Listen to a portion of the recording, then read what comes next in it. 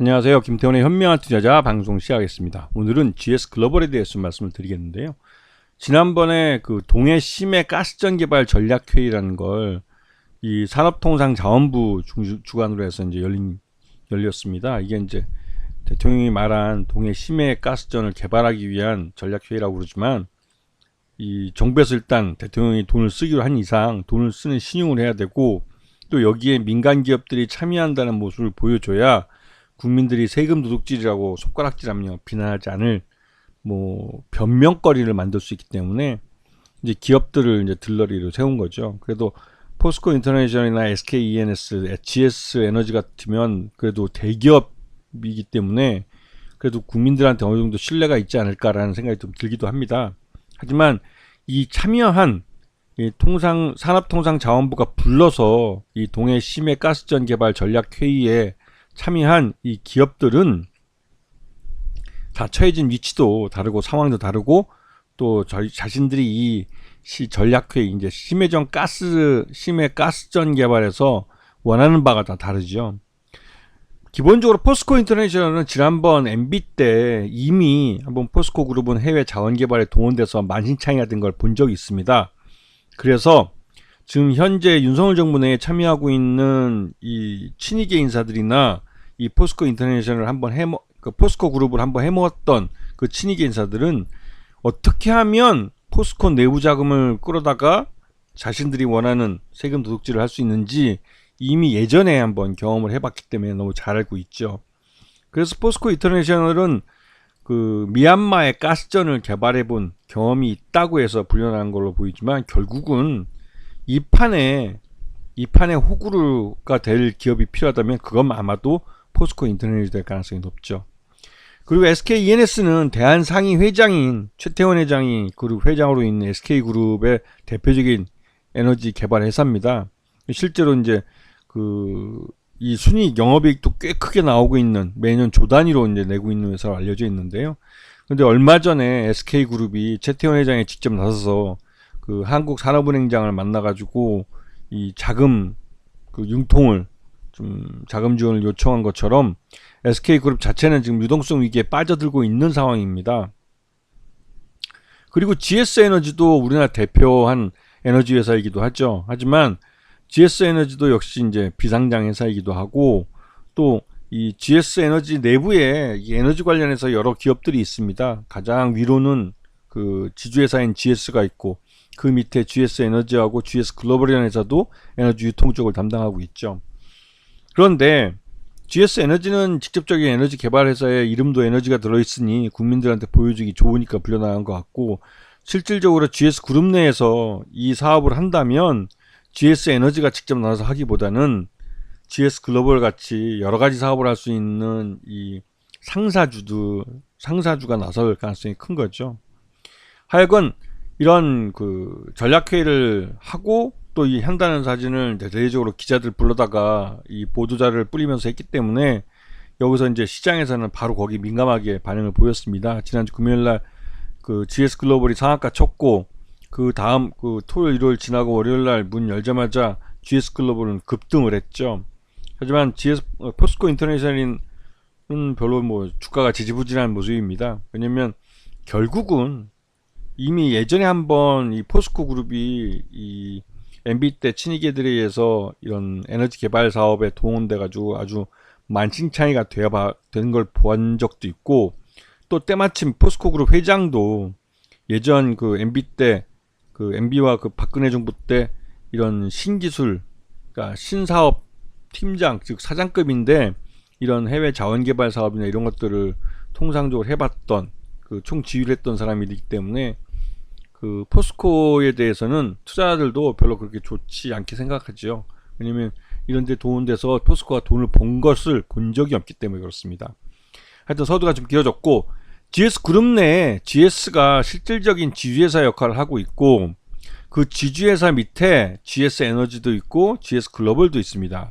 근데 그 딱 보시면 아시겠지만 이 중에서 상장사는 GS글로벌과 GS리테일밖에 없는데 GS리테일은 단순 유통업이기 때문에 이 회사를 에너지 자원 개발하는데 동원하기엔 좀 부담이 됐죠. 하지만 GS글로벌 같은 경우는 다양한 사업을 하고 있기 때문에 나름대로 이번 사업에 동원될 수 있는 가능성이 있는 회사라고 할 수 있습니다.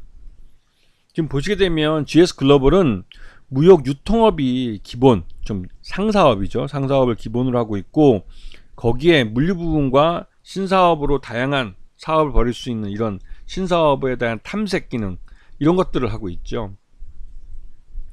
물론 전체 매출액의 94%가 이 무역 유통에서 나옵니다. 그리고 이 부분에서 지금 실적들을 보시게 되면 나름 그래도 나쁘지 않게 잘 운영하고 있는 회사고요. 연결 손익계산서를 보시게 되면 전년 동기 대비해서는 소폭 줄어들긴 했지만 뭐 영업이익도 꾸준히 발생하고 있고 당기순이익도 발생하고 있는 그런 회사입니다. 그리고 최대주주는 지주회사 GS가 전체 지분의 50.7%를 갖고 있어서 굉장히 경영권이 안정화되어 있는 회사로 평가되고 있죠. 자, 최근에 이 기관과 외국인들의 매매 동향을 보면 국내 기관 투자가들이 꽤 매수에 적극적으로 가담하고 있는 모습을 볼 수 있습니다. 그리고 이제 그 주가가 상한가를 친 다음 월요일날 처음 거래해서 오늘 거래량이 뭐 1억 5천만 주가 거래되면서 거의 뭐 폭파했다 해도 과언이 아닌데요. 그러면서 주가도 많이 급등을 했죠. 19.94%니까 뭐 이틀 사이에 거의 50% 가까이 주가가 뭐 급등한 거라고 볼 수가 있습니다. 네. 근데 이런 경우는 솔직히 이런 테마주 매매에선 전형적으로 나타날 수 있는, 하지만 이 대형주에서 이런 거래량이 터지는 거는 좀처럼 보기는 어려운 측면이 있죠. 하지만 이게 뭐 워낙 3천원짜리 뭐 주가가 상대적으로 싸 보이는 종목이다 보니까 개인 투자도 그렇고 이 작전하는 쪽도 그렇고 좀 이런 테마 바람이 불 때는 일단 묻지마 매수를 하기에는 어떻게 보면 딱 안성맞춤인 그런 종목이기도 합니다. 이 외국인 투자가들이 뭐 4,000원 이상 급등했을 때 여기서 대거 차익을 노린 시세 차익을 본 건 그보다 낮은 금액에서 이제 샀던 주식들이 많기 때문에 그것들을 이제 일거에 다 정리한 거라고 볼 수가 있죠. 외국인 투자라고 해서 무조건 장기 투자만 하는 게 아닙니다. 단기로 이렇게 이 대형주 같은 경우 거래량도 충분하기 때문에 단타를 치는 경우도 많죠. 그래서 GS 글로벌 같은 경우는 주가가 굉장히 좀 심심하게 움직이는 업체입니다. 굉장히 좀 지루하게 움직이고. 근데 최근 들어서 이 에너지 개발에 대한 소문이 돌고 하면서 주가가 많이 급등하고 있는 모습인데요.